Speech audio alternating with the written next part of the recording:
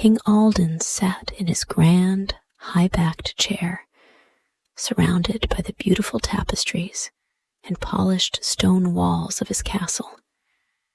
His kingdom was peaceful, and the people loved him. He had 3 daughters, all different in their own ways, but they all shared one thing: their love for their father. One afternoon, as the sun began to dip behind the hills, King Alden gathered his daughters together. "I am going on a long journey to find something special. I want to bring each of you a gift. Tell me, what would you like?" Isabella, the eldest, with her sharp eyes and clever mind, smiled and said, "Father, I would like the finest crown from the farthest kingdom, something made of gold, with rubies shining bright." Sophia, the second daughter, was kind and graceful. She smiled and said, "A necklace, father, a delicate necklace made of diamonds. I would like it to shine like the stars." The king turned to Ilara, his youngest daughter. She was different from her sisters. She loved nature, animals, and the simple things in life. She had always been quiet but strong, and the king knew she was special in her own way. "Ilara," he asked softly, "what would you like me to bring you?" Ilara thought for a moment, looking out over the gardens. "Father, I would like a silver rose. I've heard they grow deep in the enchanted forest. Can you bring me one?" The king paused. The enchanted forest was far away, and many people were too scared to enter. "A silver rose?" he asked. "Are you sure?" Ilara nodded, her eyes full of hope. "Yes, father. Just a simple silver rose." The king smiled warmly.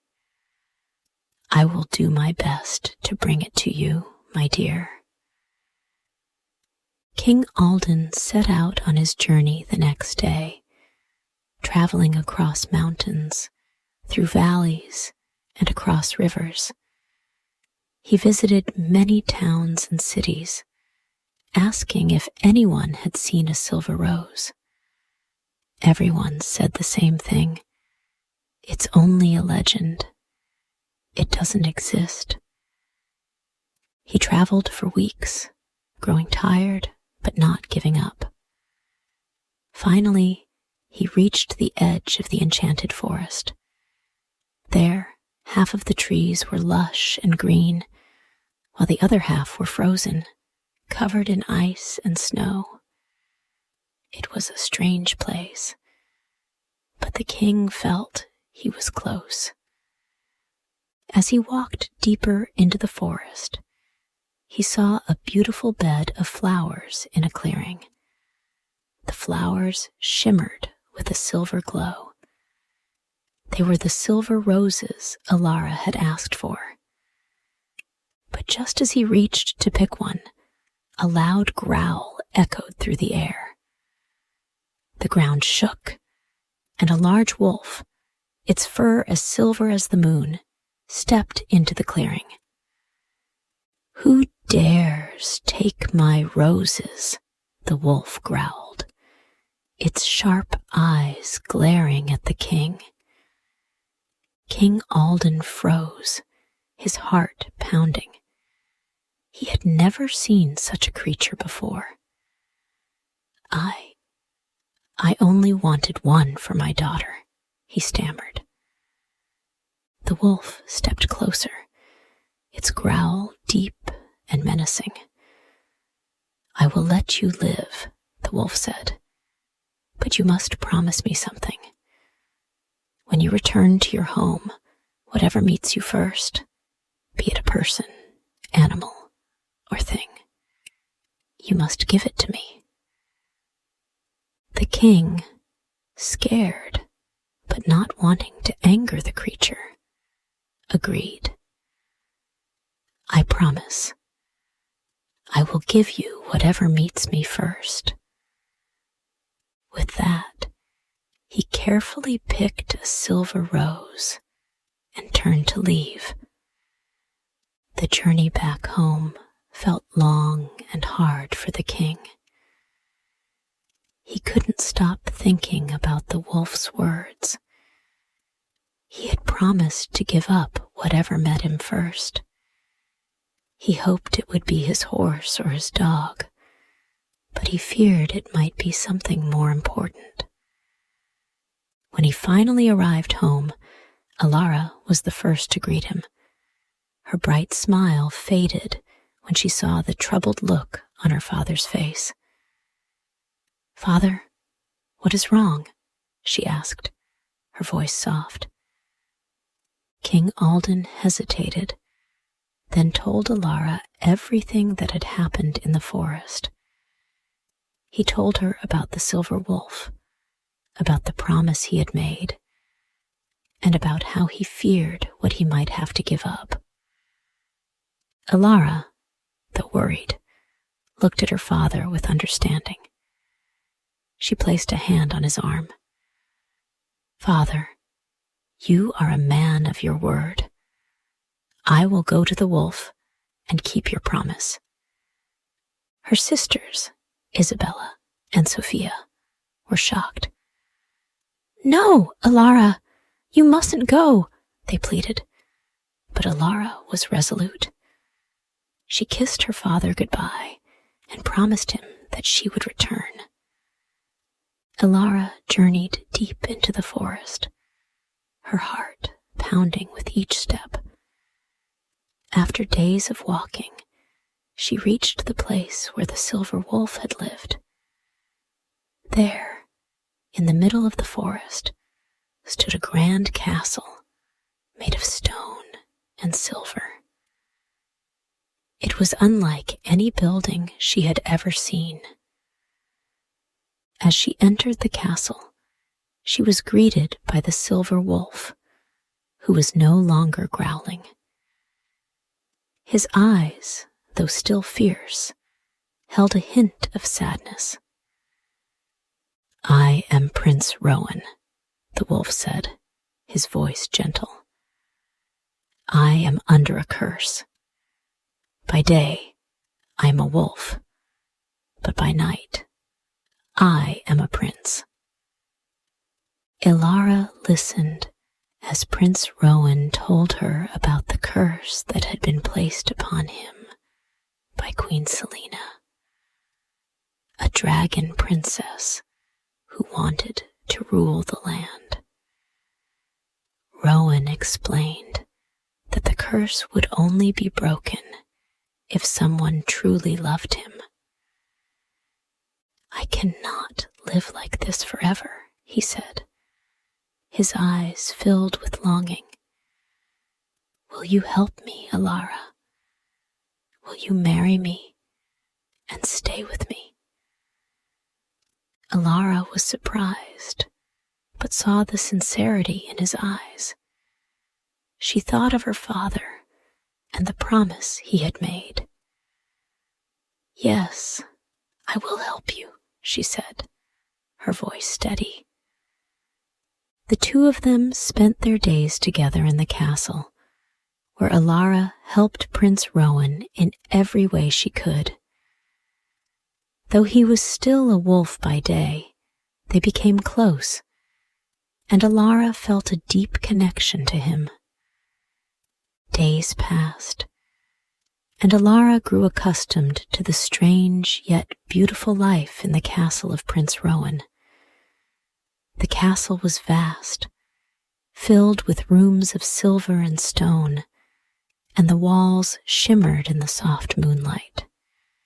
Each day, Prince Rowan remained in his wolf form. though his eyes always held a spark of the human prince he once was. Ilara found comfort in his company, and she quickly grew fond of the kind-hearted wolf. One evening, as they walked through the garden together, Prince Rowan looked at Ilara with a deep gaze. "I want to thank you for everything, Ilara," he said softly. "You have given me hope, and I cannot express how much that means to me." Ilara smiled, brushing a strand of hair from her face. "I promised my father I would keep my word, and I will help you until you are free of this curse. But I want to know more about the curse. Who is this Queen Selina, and why did she curse you?" Prince Rowan's face darkened slightly as he sat down on a stone bench, looking out at the moonlit garden. "Queen Selina was once my ally, my friend," he began. "But her greed for power took over. She wanted to rule the kingdom. And she believed that by turning me into a wolf, she could have control over my people and the land. She is a dragon princess, fierce and powerful. She believed that by cursing me, she would break my heart and make me weaker. But instead, it made me stronger. And now I am bound to this forest until someone can break the curse." Ilara nodded, understanding the sadness in his voice. "I will help you, Prince Rowan. I will break the curse, and we will be free of her." He looked at her, his eyes softening. "I hope so, Ilara. But the journey is not simple. There are trials ahead that will test both of us. We must be careful." As time passed, Ilara and Prince Rowan grew closer. Their days were filled with laughter and stories, and Ilara's heart began to open to the gentle prince beneath the wolf's fur. But one day, Prince Rowan told Ilara about a grand event that was approaching. "There is a feast at your father's castle," he said. "It will be in honor of your sister's wedding. I want to send my wolves to escort you there. It has been some time since you saw your family." Ilara felt a mix of excitement and sadness. She missed her family, but the thought of returning to her old life felt strange now. She had grown so used to Prince Rowan's company, but she knew it was important to see her family again. "I would love to see them," Ilara said with a smile. "But will it be safe for you?" Rowan's expression grew serious. "There is a risk. You see, the curse is tied to the light of torches. If you bring the wrong light too close to me, I could be trapped forever, or worse, the curse could be broken completely. I don't want that to happen, Ilara. Please, be careful." Ilara nodded. "I will be careful, I promise."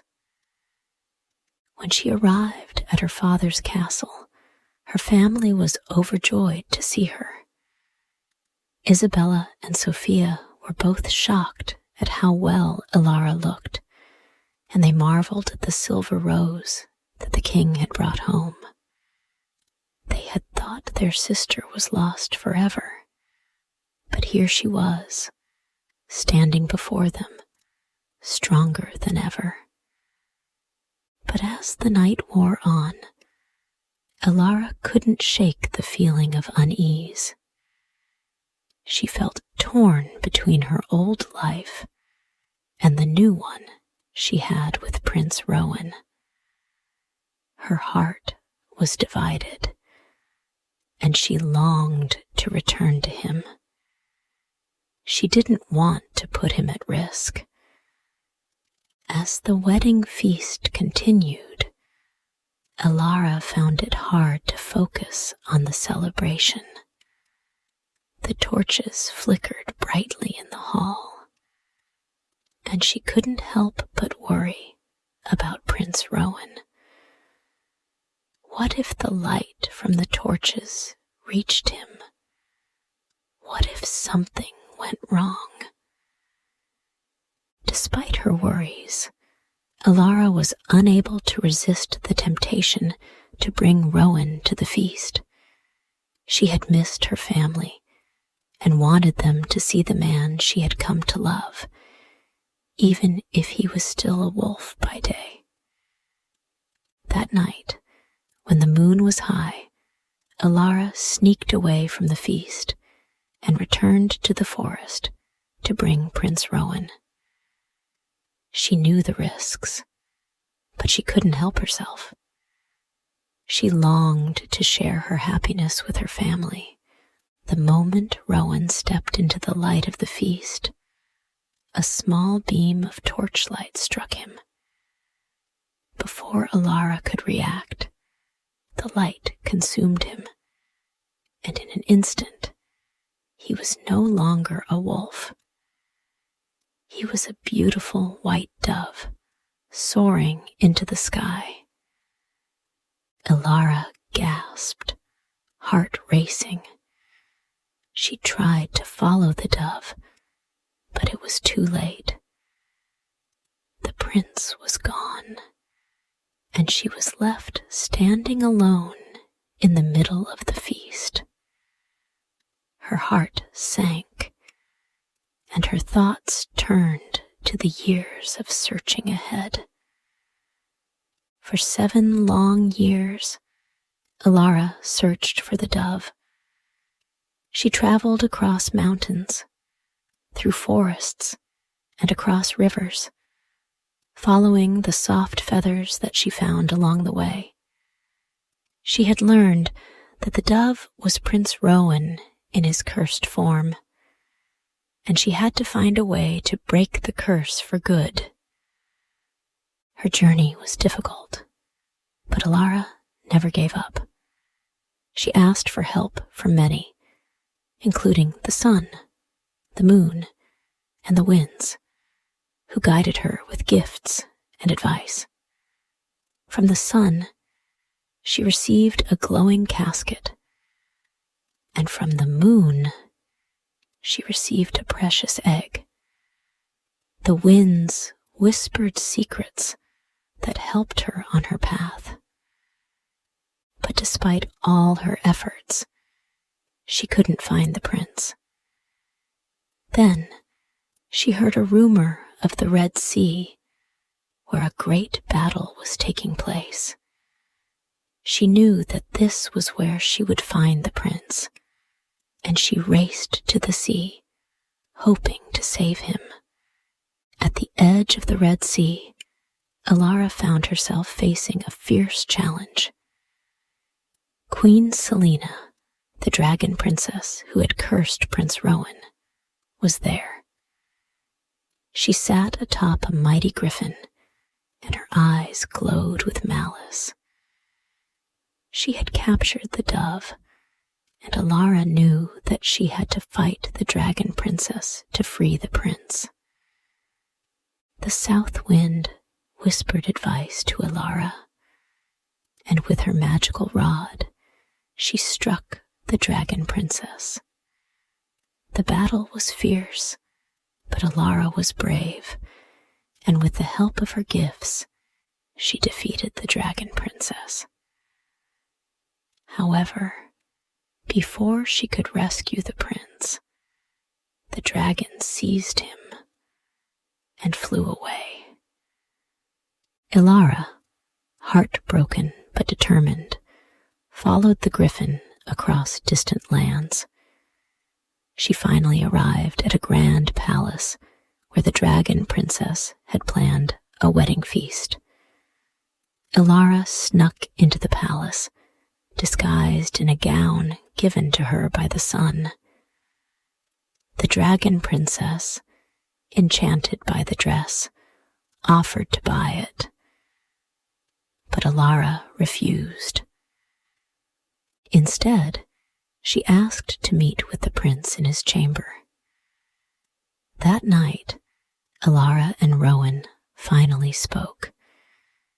He remembered her voice, and together they escaped, returning to the forest where their love had begun. Ilara and Prince Rowan, now free of the curse, returned to the kingdom. They were welcomed as heroes, and the kingdom flourished under their rule. The prince, once a wolf, was now a wise and just king. Ilara and Rowan ruled together, bringing peace and prosperity to the land, and they lived happily ever after.